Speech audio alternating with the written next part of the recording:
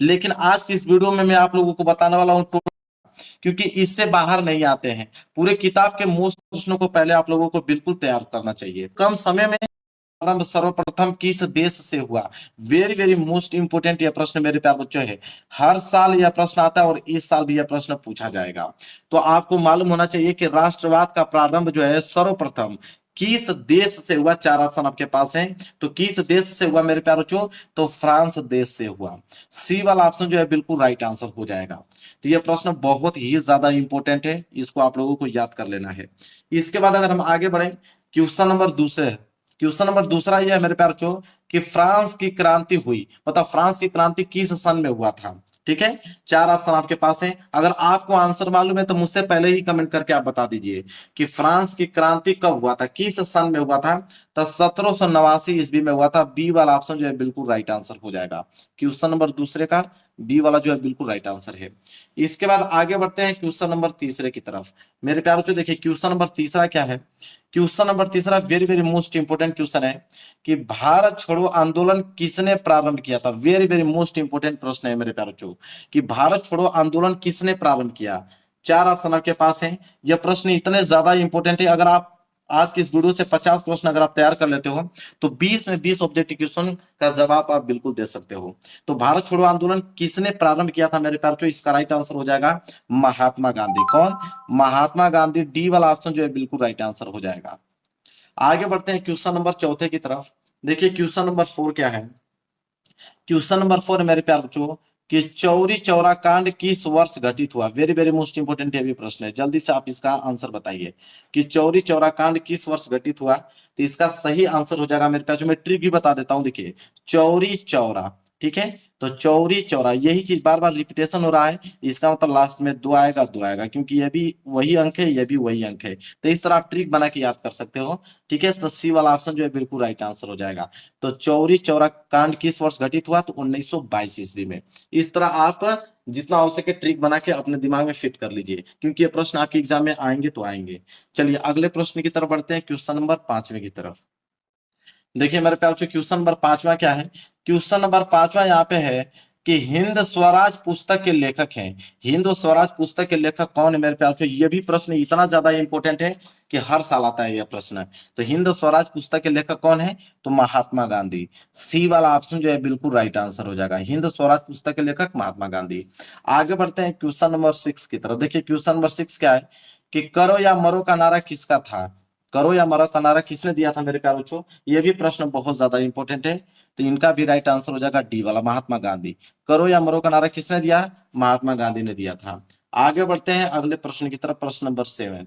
देखिए प्रश्न नंबर 7 क्या है कि महात्मा गांधी दक्षिण अफ्रीका से वापस कब लौटे? ये प्रश्न वेरी वेरी मोस्ट इंपोर्टेंट है, डबल स्टार बना लीजिए। ठीक है, महात्मा गांधी दक्षिण अफ्रीका से वापस कब लौटे मेरे प्यारे बच्चों? किस सन में लौटे? तो सन 1915 ईस्वी में। बी वाला ऑप्शन जो है बिल्कुल राइट आंसर हो जाएगा।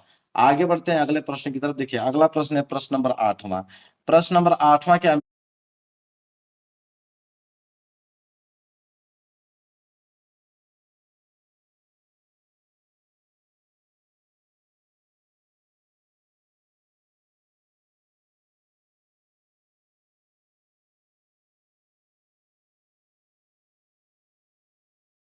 मेरे प्यारे बच्चों देखिए उसको कह रहा है कि वंदे मातरम गीत किसके द्वारा लिखा गया था? वेरी वेरी मोस्ट इंपोर्टेंट प्रश्न है कि वंदे मातरम गीत जो है किसके द्वारा लिखा गया था? बहुत ही ज्यादा इंपॉर्टेंट प्रश्न है। तो इसका राइट आंसर हो जाएगा बंकिम चंद्र चट्टोपाध्याय द्वारा। ठीक है, बंकिम चंद्र चट्टोपाध्याय द्वारा।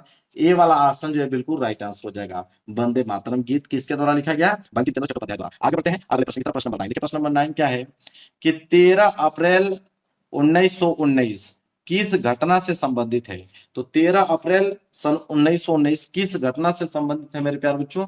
जल्दी से कमेंट बॉक्स में इसका आंसर बताइए। चार ऑप्शन आपके पास दिखाई दे रहे हैं। तो जलियांवाला बाग हत्याकांड, वेरी वेरी मोस्ट इंपोर्टेंट यह प्रश्न सबको याद होना चाहिए कि 13 अप्रैल 1919 किस घटना से संबंधित है? तो जलियांवाला बाग हत्याकांड से। चलिए आगे बढ़ते हैं क्वेश्चन नंबर 10वें की तरफ। देखिए मेरे प्यार जो अगला प्रश्न है क्वेश्चन नंबर 10वां। क्वेश्चन नंबर 10वां है कि महामंदी का प्रारंभ किस वर्ष हुआ? तो महामंदी का प्रारंभ किस वर्ष हुआ मेरे प्यार बच्चों? सन 1929। सी वाला ऑप्शन जो है बिल्कुल राइट आंसर हो जाएगा, सन 1929। आगे बढ़ते हैं अगला प्रश्न के प्रश्न नंबर 11। क्या है? संयुक्त राष्ट्र संघ का मुख्यालय कहाँ पर स्थित है? वेरी वेरी मोस्ट इंपोर्टेंट ये भी प्रश्न है। संयुक्त राष्ट्र संघ का मुख्यालय जो है कहाँ पर स्थित है? तो वह है आपका न्यूयॉर्क में। सी वाला ऑप्शन जो है वेरी वेरी मोस्ट इंपोर्टेंट एक क्वेश्चन है, सी वाला जो है इसका राइट आंसर हो जाएगा। संयुक्त राष्ट्र संघ का मुख्यालय कहाँ पर स्थित है? न्यूयॉर्क में। आगे बढ़ते हैं क्वेश्चन नंबर 12। देखिए क्वेश्चन नंबर 12 की संयुक्त राष्ट्र संघ की स्थापना कब हुई? अभी हमने क्या देखा कि संयुक्त राष्ट्र संघ का मुख्यालय कहाँ पर स्थित है। अब हम देख रहे हैं कि संयुक्त राष्ट्र संघ की स्थापना किस सन में हुआ मेरे बच्चों? तो सन 1945 में। दोनों प्रश्न आपको याद होना चाहिए, ठीक है। चलिए आगे बढ़ते हैं, अगला प्रश्न, प्रश्न नंबर 13। प्रश्न नंबर 13वां प्रश्न मेरे बच्चों यह है, देखिए कि प्रथम विश्व युद्ध प्रारंभ हुआ। प्रथम विश्व युद्ध जो हुआ मेरे बच्चों किस सन में प्रारंभ हुआ था? तो सन 1914 ईस्वी में। यहाँ पे ए वाला ऑप्शन जो है बिल्कुल राइट आंसर हो जाएगा। आगे बढ़ेंगे, अगला प्रश्न देखिए, प्रश्न नंबर यहाँ पे 14 है कि भूमि एक डॉट डॉट डॉट संसाधन है। मतलब बताना है कि इसमें क्या भरा जाएगा। मतलब भूमि एक कैसा संसाधन है? तो भूमि जो है मेरे प्यारे बच्चों एक प्राकृतिक संसाधन है, इसलिए ए वाला जो है बिल्कुल राइट आंसर हो जाएगा। आगे बढ़ते हैं, अगला प्रश्न के प्रश्न नंबर 15 कह रहा है कि निम्नलिखित में से मिट्टी का प्रकार नहीं है। मतलब 4 ऑप्शन दिया गया है, इसमें बताना कि कौन मिट्टी का प्रकार नहीं है। तो मिट्टी का प्रकार अगर हम बात करें तो सीमेंट जो है मिट्टी का प्रकार नहीं है। अन्यथा आप जानते हैं कि काली मिट्टी होता है, लेटराइट मिट्टी भी होता है, पीली मिट्टी भी होती है, सीमेंट जो है मिट्टी का प्रकार नहीं है, इसलिए डी वाला ऑप्शन जो है बिल्कुल राइट आंसर हो जाएगा। चलिए आगे बढ़ते हैं क्वेश्चन नंबर 16 की तरफ।